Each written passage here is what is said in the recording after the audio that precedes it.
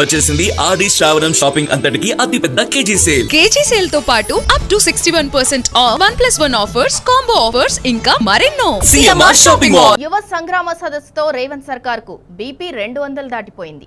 సదస్సు జరిగితే సర్కార్ కు దబిడి ఖాయమని తెలితే ప్రభుత్వం నాటకాలు మొదలుపెట్టింది.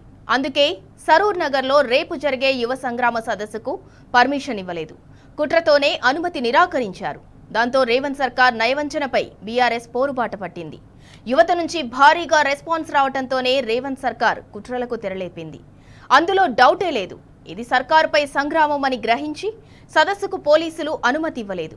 పోలీసులను అడ్డం పెట్టుకుని యువ సంగ్రామ సదస్సును అడ్డుకోవాలని చూస్తోంది అధికార కాంగ్రెస్ పార్టీ.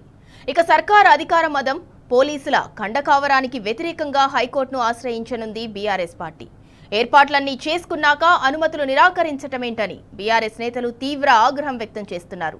సీఎంఓ డైరెక్షన్ మేరకే పోలీసులు పనిచేస్తున్నారని మండిపడుతున్నారు. ఎన్ని ఆంక్షలు పెట్టినా, ఎన్ని కుట్రలు చేసినా యువత కోసం వెనకడుగు వేసేది లేదని తేల్చి చెప్తున్నారు. యువత ఎదుర్కొంటున్న సమస్యలపై చర్చకు ప్రభుత్వం భయపడుతోందా అని సూటిగా ప్రశ్నిస్తున్నారు. రేవంత్ సర్కార్ పోలీసుల తీరుపై న్యాయ పోరాటానికి సిద్ధమంటున్నారు బీఆర్ఎస్ నేతలు.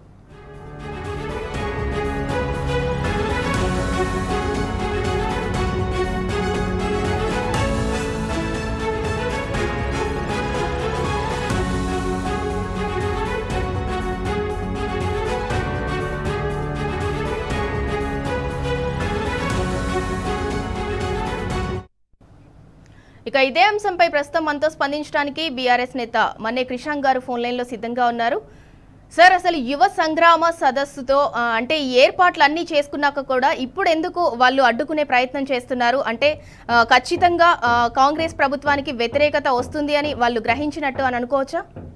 100% సింధూరా గారు, ఇప్పుడు మీరు గమనించండి, పోలీసులు చివరి నిమిషంలో ఇవాళ అనుమతి నిరాకరించారు. అసలు ఇవాళ ఏ అంశాల మీద బీఆర్ఎస్ పార్టీ ఇవాళ యువత అందరు కూడా ఎవరైతే నోటిఫికేషన్లు కోరుకుంటున్నారో, మరి ముఖ్యంగా ఉదాహరణకు 20,000 ఖాళీలు పోలీస్ శాఖలో ఉన్నాయని ప్రభుత్వం చెప్పింది. ఇవాళ పోలీసులు ఈ అనుమతిని నిరాకరించారు.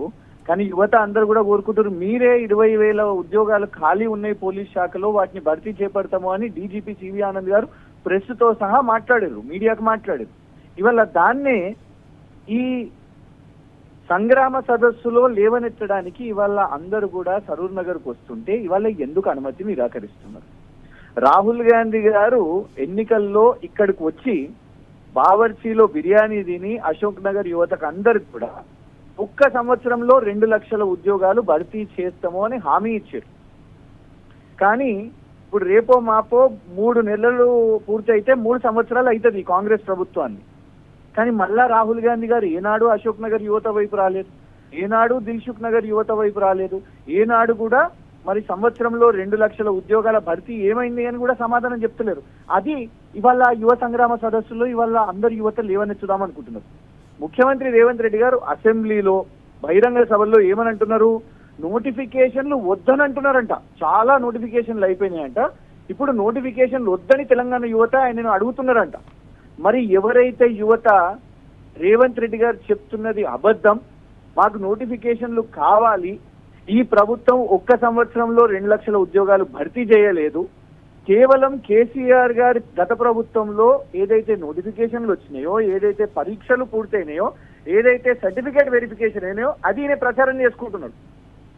మరి ఇవాళ ఎంతమందికి నోటిఫికేషన్లు కావాలనో మీరందరూ రేపు ఆ యువ సంగ్రామ సదస్సుకు రండి, తరలి రండి. ఇవాళ రాష్ట్ర వ్యాప్తంగా యువతలో ఇవాళ మొత్తం అందరు కూడా సిద్ధమవుతున్న క్రమంలో ఇవాళ పోలీసు అనుమతిని నిరాకరించారు. ఇవాళ రేవంత్ రెడ్డి గారికి ఇది ఒక సమాధానం. ఆ సదస్సు నుంచి ఎంతమందికి నోటిఫికేషన్లు కావాలి, నువ్వు 70,000 ఖాళీలు టీచర్ ఉద్యోగాలు అని అన్నావు, నువ్వు జాబ్ క్యాలెండర్ అన్నావు, ఈ అంశాల మీద లేవనెత్తుతుంటే ఎందుకు అనుమతి నిరాకరించారు?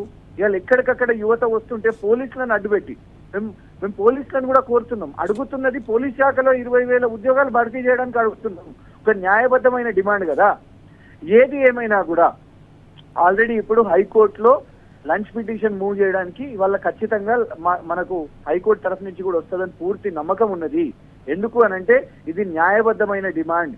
వీళ్లకు ఏదైతే హామీలు ఇచ్చారో 5 లక్షల రూపాయలు ఇస్తాము అని విద్యా భరోసా కార్డులు కొట్టించారు కాంగ్రెస్ వాళ్ళు. అప్పుడు స్టైల్ గా క్రెడిట్ కార్డ్ రేంజ్ లో మీరు ఈ కార్డు చూపెట్టండి, మీకు అందరికి కూడా ₹5 లక్షలు విద్యా భరోసా కార్డు వస్తుంది అని రాహుల్ గాంధీ గారు సంతకంతో తన ఫోటోతోని ఈ కార్డులు ఇచ్చారు. ఏమైంది మరి వాళ్ళ? ఒక్కటంటే ఒక హామీ ఇవ్వలేదండి. మోసం చేసిర్రు, నయవంచన, మోసంతో కూడిన ప్రభుత్వం ఇది.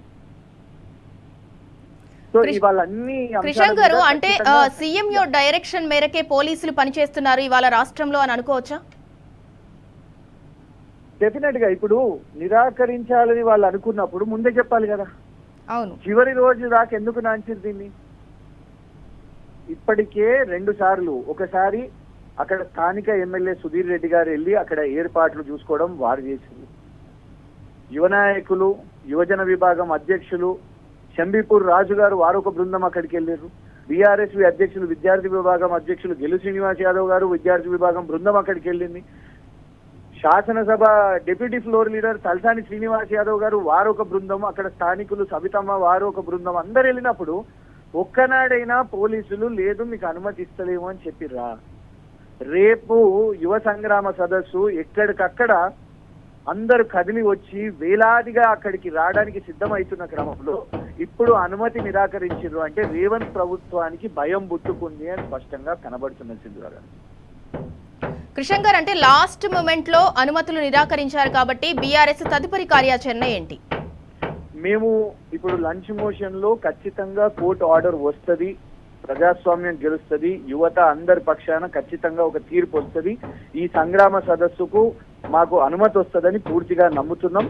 ఖచ్చితంగా ఈ ప్రోగ్రాం ఆన్ ఉన్నది, ఎక్కడికక్కడ యువత అందరు కూడా సిద్ధంగా ఉన్నారు. వేలాదిగా ఇక్కడికి వచ్చి రేవంత్ ప్రభుత్వం ఏదైతే అబద్ధాలు చెప్పిర్రో, రేవంత్ ప్రభుత్వం వాళ్ళని ఏదైతే అవమానపరిచిర్రో, ఏదైతే వాళ్ళను పేడ్ ఆర్టిస్టులను, ఈ యువతను ఎవరైతే నిరుద్యోగ యువత, జాబ్ ఆస్పిరెంట్స్ ఎవరైతే వాళ్ళు పోరాటం చేస్తున్నప్పుడు వాళ్ళని అడుగడుగున అవమానపరుస్తూ వాళ్ళ మీద లాఠీ చార్జీలతోని అమ్మాయిలను జుట్టు ఈడ్చుకుంటూ ఏదైతే అరెస్టు చేసిరో ఆ విజువల్స్ అన్ని కూడా ఈ రోజు సోషల్ మీడియాలో తిరుగుతున్నాయి.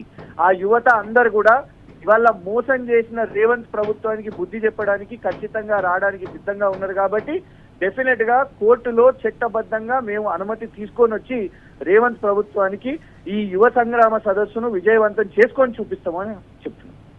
కృష్ణ గారు లాస్ట్ అండ్ ఫైనల్ గా అంటే ఇప్పటి వరకు కూడా గడిచిన 2.5 ఏళ్లుగా మనం చూసుకున్నట్లయితే బీఆర్ఎస్ ఏ పోరాటం మొదలుపెట్టినా, ఎక్కడ సభ నిర్వహించినా 100% గ్రాండ్ సక్సెస్ అయ్యేది. ప్రజలు కూడా స్వచ్ఛందంగా వచ్చి దాంట్లో పాల్గొనే వాళ్ళు.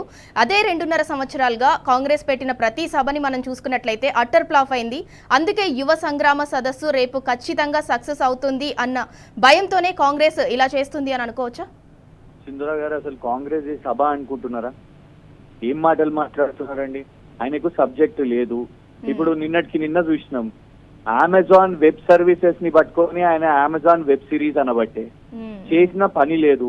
గత ప్రభుత్వం చేసిన పనులకి ఇవాళ డప్పాలు కొట్టుకుంటున్నాడు. ఆయన సర్వీసే లేదు కాబట్టి ఆయనకు సర్వీస్ కి సిరీస్ కి తేడా, వెబ్ సిరీస్ కి తేడా తెలియలేకుండా పోతున్నది. లేదు ఇది కాకపోతే ఇంకేముంటది? బూతులే. కేసీఆర్ గారు చనిపోవాలని శాపనార్థాలు, కేటీఆర్ గారిని, హరీష్ రావు గారిని తిట్లు, వారిని తిట్లు తిడుతూ ఉంటారు. రక్తం వారిని కోసేసి రక్తం పోయి పంటల్లో చల్లాలి అని చెప్తారు. అవి సభలు, అవి సభలు కాదు, అవి శాపనార్థాలు. ఆ శాపనార్థాలు పెట్టడానికి మాత్రమే సమావేశాలు పెడుతున్నారు. కింద కూడా ఎవరు ఇష్టపడతలేరు, ప్రజలు కూడా ఇష్టపడతలేరు. ఎక్కడికక్కడ వీడియోస్ వస్తున్నాయి కదా, వాళ్ళు ఏదో పాపం ఏదో పథకం వస్తుంది కావచ్చు అనుకొని పోతున్నారు. చూస్తున్నాం, ఇంద్రమ్మ చీరలు వేసుకొని కూడా తిట్టబట్టే ప్రభుత్వాన్ని. కానీ అదే బీఆర్ఎస్ సమావేశం పెడితే వీళ్ళు రైతు డిక్లరేషన్ అన్నప్పుడు వరంగల్ సభ జరిగింది, రైతుల కోసం పోరాడినాం. మొన్న కన్నెపల్లి పంప్ హౌస్కి వెళ్ళిన తర్వాతనే కదా పాలమూరు రంగారెడ్డి ప్రాజెక్టు కేసీఆర్ గారి ప్రభుత్వంలో ట్రయల్ రన్ అయితే ఇప్పుడు నువ్వు ఒత్తిడితోని మోటార్లు ఆన్ చేసిన పరిస్థితి. రేపు మాపో మేము ఖచ్చితంగా ప్రెషర్ పెడుతున్నాం, కన్నెపల్లి పంప్ హౌస్ కూడా నువ్వు ఆన్ చేయాలి మోటార్లు. సో ఎక్కడికక్కడ బీఆర్ఎస్ ఒక సమావేశం పెట్టినా, ఒక ధర్నా చేసినా, ఒక ర్యాలీ తీసినా ప్రజల కోసం, రైతుల కోసం, యువత కోసం, వీళ్ళ కోసం చేస్తున్నాం. కానీ కాంగ్రెస్ ఏం చేస్తున్నది? ఇవాళ ఎంతసేపు ఆయనే తిట్ల కోసమే, తిట్లు బూతుల కోసమే సభలు పెడుతున్నాడు. దాంతో ఒరిగేదేం లేదు. నువ్వు ఇప్పటి వరకు నువ్వు చెప్పిన నీ గ్యారంటీలు, నువ్వు డిక్లరేషన్లు, నీ హామీలే ఇవ్వకపోతే నీ సభతో నీ రాష్ట్రంలో ఎవరికేం ఒరిగింది? That's it. Yes, right, thank you Krishank garu, మీ రెస్పాన్స్ ని తెలియజేసినందుకు.